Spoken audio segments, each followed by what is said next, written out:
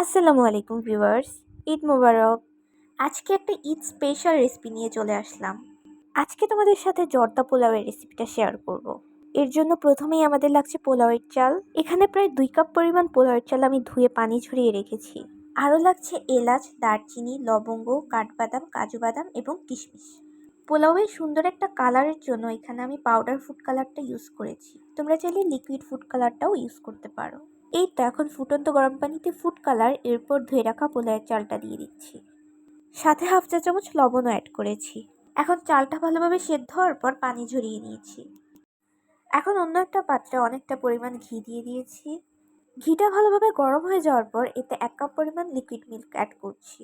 এরপর একে একে বাদাম, কিশমিশ এবং গরম মশলাটাও অ্যাড করে দিচ্ছি। এরপর দিচ্ছি হাফ কাপ চিনি।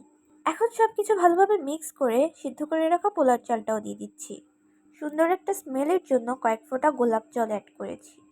এখন আমাদের পোলাওটা শুকনো শুকনো করে রান্না করে নিলেই রেডি সুস্বাদু জর্দা পোলাও। Thanks for watching guys. আল্লাহ হাফেজ।